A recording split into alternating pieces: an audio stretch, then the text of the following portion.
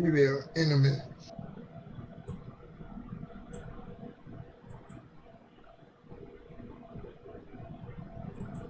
System audio test 1 2. System audio test 1 2. Well, System audio test. are we online? System audio test. Are we online? Is it System audio received? test. Are we online? We are.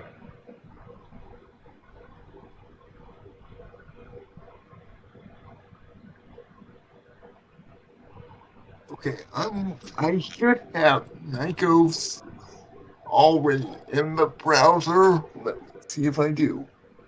Twitch.tv/active. Well, just while you're doing that, be really quiet because you can go ahead and do what you're going to do, but I need to do my introduction on the show. Yeah. So don't talk again until I talk to you, okay?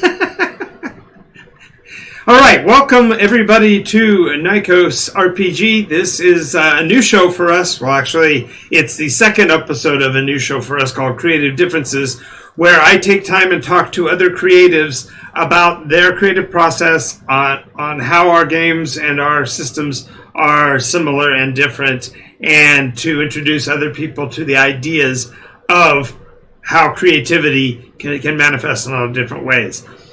Joining with us today is a special guest who is a very dear friend of mine and has been the only person to game master for me in the last 7 years, and the first one to have done so in more than 20 years. And so we're going to have a unique experience. As a matter of fact, he's also involved with the very first TikTok video I ever made, which was actually an interview with him. So I'll be introducing him in just a moment, but I do want to mention, first of all, we do have a sponsor, and that is Board Game Paradise in Redlands, California. Their address is on State Street in downtown, and they are a full-service board game, tabletop game, miniatures game, role-play game store right in the heart of downtown Redlands, and they support our show, and we run a game there every week. So if you want an opportunity to play in an actual face-to-face live game with me, feel free to do that on Mondays at 6 p.m. at Board Game Paradise, and that's their logo. I make sure I'm pointing in the right direction. I always get my mirrors backwards. Yes, it's down there in that corner. Alrighty, so without much ado more, I'm going to introduce you to my associate and good friend, and the one person who not only tried to get me killed, but tried to keep me from getting paid during a game session about 2 years ago. The inimitable Scott Crandall. Hello, everybody.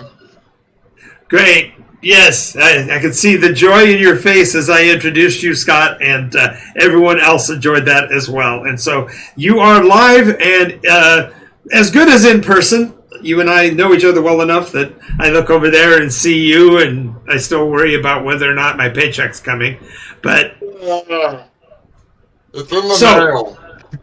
So, yes, he's in the mail. That's a good one. So, before we get started with the actual interview process, I'm going to give you a little bit of time to let's hear your story, Scott. When did you start playing role-play games? How long have you been a creator? And maybe a couple of highlights on your play experience before we get to your actual game mastery. I have been playing role-playing games for probably the past 20 to 22 years. I started when I was 15, playing a little game that my brother created called Avalon. That lasted maybe a year and a half, and then we moved into second edition D&D, and then went on from there. But I count second edition D&D as my beginning of the whole process. Alrighty. So, who was your first character? My first character was a wizard named Shadow. I was definitive with names when I was 15 years old.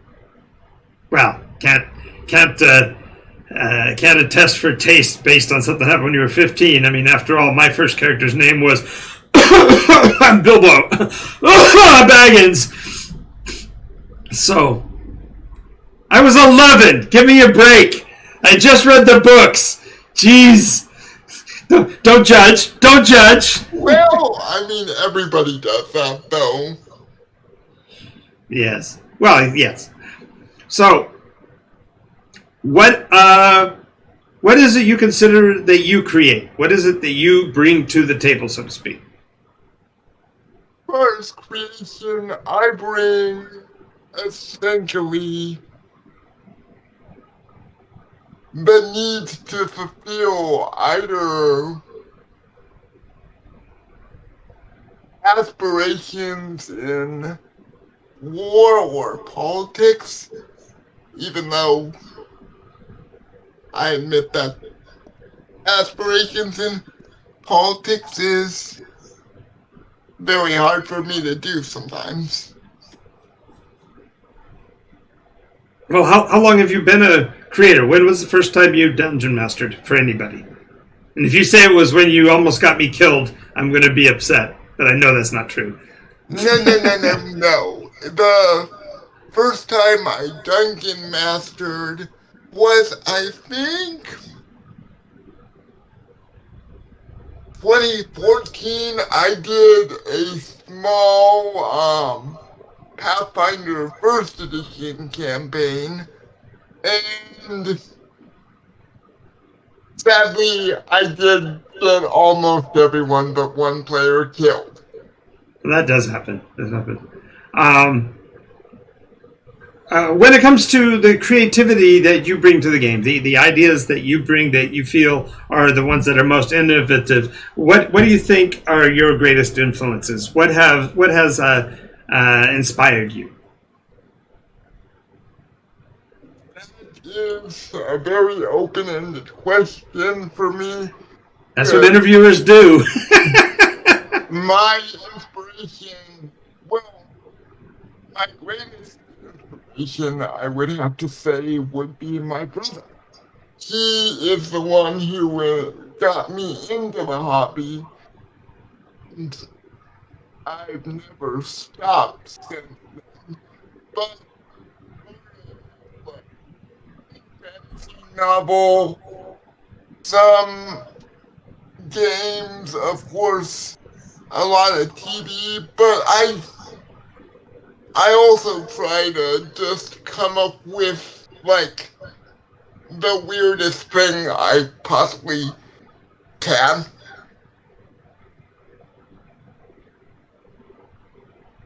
Well, when I was asking about inspiration, you said you were some TVs, some movies. Go ahead and give some ideas of what kinds of things that drive you, because that'll help others to kind of get ideas of what might drive them.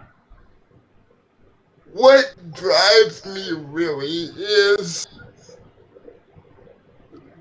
the need to push forward.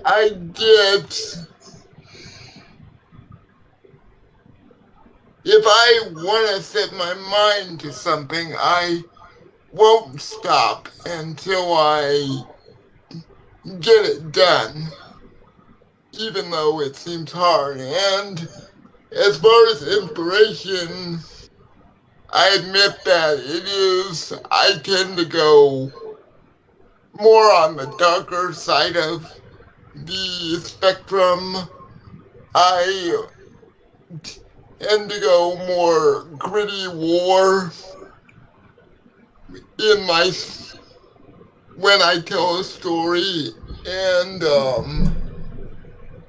try to do a lot of subterfuge style stories, but I admit that I do not do subterfuge particularly well.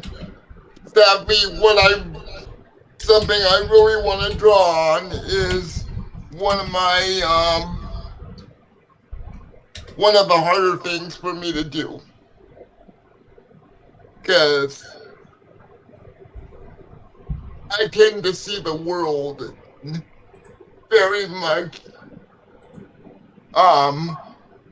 clear good and evil and have a hard time dealing with the gray area. Okay, so when you're in the zone and you're actually starting to create, what do you think would be the clearest way to define your actual creative process? Honestly, an unrelenting storm. Because when I'm in the zone, I'm in the zone and I'm just going based on a feeling of raw emotion, and I don't necessarily think about the emotion in that moment. It's just riding the wave. It's the closest thing to surfing I will ever get to. That is the best analogy I can think of. All right, all right. So when it's over said and done, and you've got your current masterpiece as close to complete as you can get. I know this is a thing we get to when you and I talk, that you kind of go, I'm never going to get there. But when you've exhausted your resource on that point, what sets your creativity apart from others?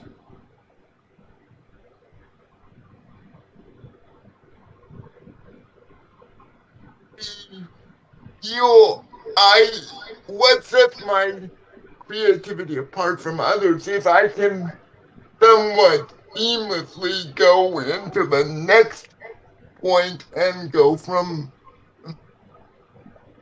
to whatever my next stage is.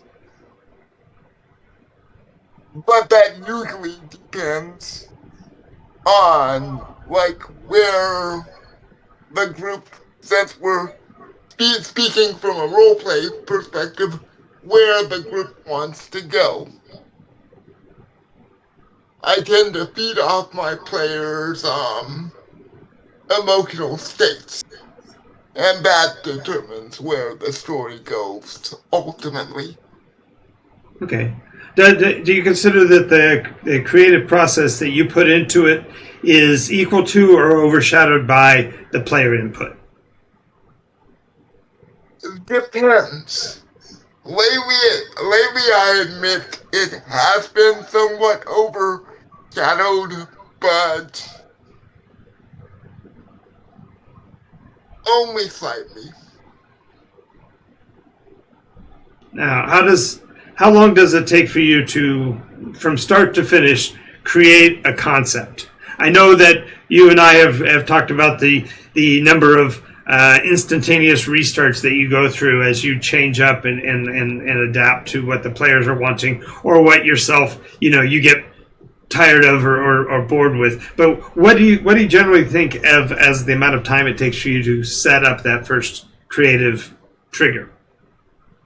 I'd say to complete a project for me, maybe a whole adventure, maybe a month to a month and a half. And how long does it play out after that? It could be anywhere from 2 weeks to another month, depending on. Once again, that depends on how fast they hit the plot points. And then if they complete it, the process just starts again. Okay, so with your point of the plot points, what is your personal creative objective then? Do you have a conclusion point set in your mind, or do you literally run until everybody else runs out of batteries, so to speak? I have an end game, and this revolves around killing a certain character. However, no one has ever seen said character because no one has really gotten that far in the story. So your adventures go to a certain point, but they terminate before you get to your satisfaction point? necessarily. The main reason why they terminate is because it's not that I'm not satisfied. It's more I so long before my creative battery runs out, and it takes me a while to recharge, so to speak. So do you restart the same story and continue on, or do you start another story? I like to think that everything is somewhat interconnected.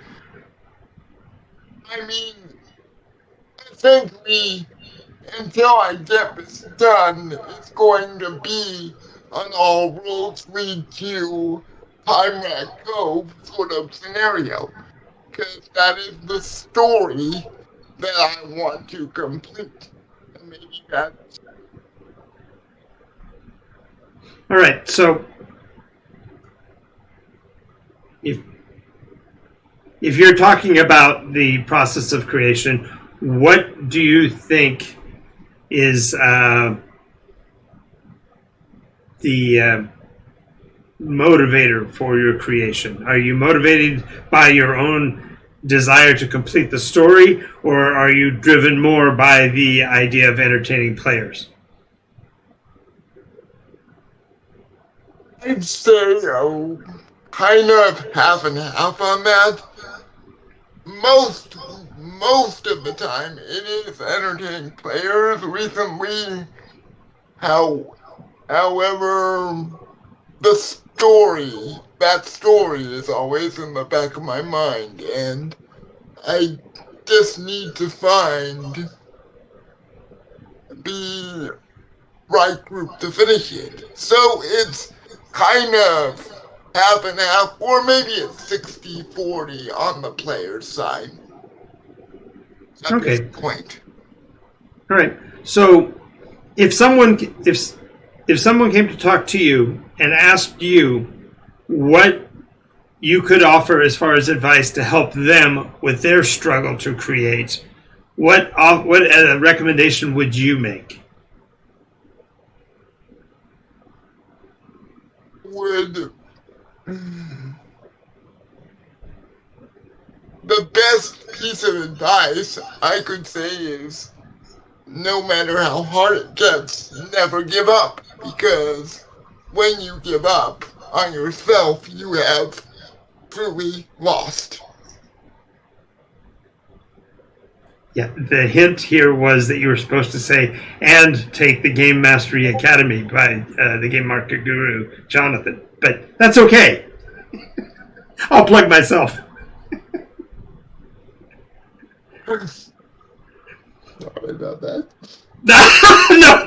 No, that's fine. Obviously, it hasn't worked so well, so you must not have finished it either yet. Wait, you didn't. Not that I'm outing you. Let me see. You're welcome. Well, one more question. I know that your brother helps you with a lot of things about it. What do you think is the hardest part of being a creator from your standpoint?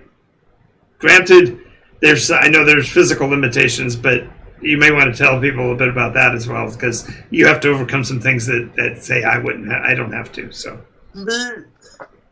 Honestly, the hardest part of being a creator is twofold for me. One, the physical limitations do present a.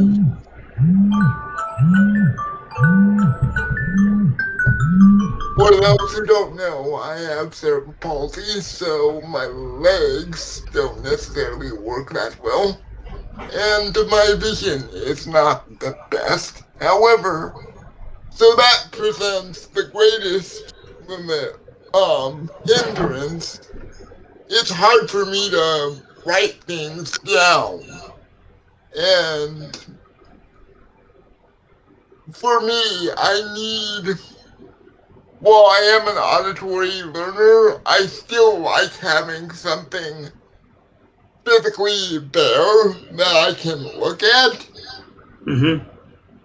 So I guess when something is not physical, that makes it harder. The other aspect is I do have periods of very deep self doubt if I get inside my own head, and I'm haven't quite mastered how to put it back. Yeah, getting better at it. Alrighty. So if you were going to take that step one step further and give an encouragement to a new game master who's literally getting ready to start his first game, what would be 3 steps that you think he would have to go through to start his adventure? Well, for starter games, I'd say do not be afraid to start with a published adventure. Don't I'm don't try to don't feel you have to create everything from whole cloth. Don't be afraid to take something and change it to your style. The other thing I would say, second step is if you are starting with a public adventure, make sure you read it at least, I'd say, twice, at least once before you actually run your adventure. And the third step is, and I know this is not the easiest for everyone, including me, don't get so worried about is this going to be right? Because no, what I've learned over my years, the past few years of GMing, is Mm-hmm. nobody's gonna follow the Michael to the letter. Anyone who does is either very good at math or very good at reading or just very good at memorization, but everybody finds something in the published adventure that they're not going to, that doesn't fit, not, they may or may not necessarily agree with for one reason or another. So do not be afraid to step up and modify. Cool. Cool. If you take the also the kind of last piece of advice is don't get discouraged if you do end up losing a player or two. People will always find you, and you'll be, even if you have to, in a sense, pick it back up 2 or 3 times, go through and tell your story or that one thing you are trying to finish is complete, regardless of how long it takes. Because That's it will be worth it in the end. Trust me, once you the satisfaction of actually finishing something that you set out to do is the best reward. awesome. Awesome. So I know that I met you at the Gameology store over in Upland Montclair area, and what would you take away from the time and experience you've had playing in the games that I've run?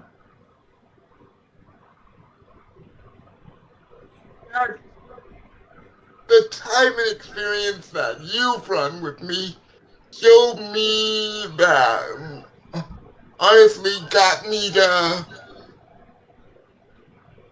get outside my comfort zone somewhat. it did take me somewhat out of my turtle shell, because when we met, I was in a turtle shell, we both noticed. And it kind of opened me up to new ideas, and it actually made me like, okay, I was already thinking about doing this when we met, but it gave me some of the know-how that I use to run my own story. Alrighty, well, I want to thank you, Scott, for your time with us. Are there any questions you have or anything you would like to add to the conversation in terms of things that I didn't include in my questions?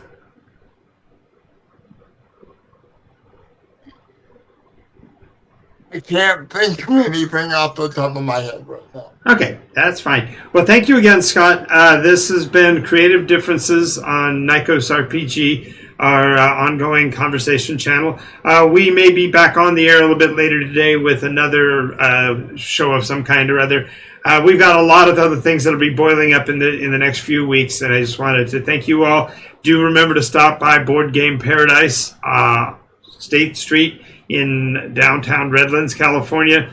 Full service store, and if you want to, one of the things that I'm wanting to do one of these days is really surge the attendance at the store from you, my viewers, and also want to mention in particular we are doing a special event this coming Monday night. It is Halloween, and so we are doing a Halloween adventure called The Gourds of Doom, and that will be at 6 p.m. It'll run until 10 o'clock or so. And it's somewhat of a monster bash. I've got some players that really have enjoyed the way we handle tactical combat, and so we're going to be doing I guess you'd want to compare it to the olden days to a game called Gauntlet.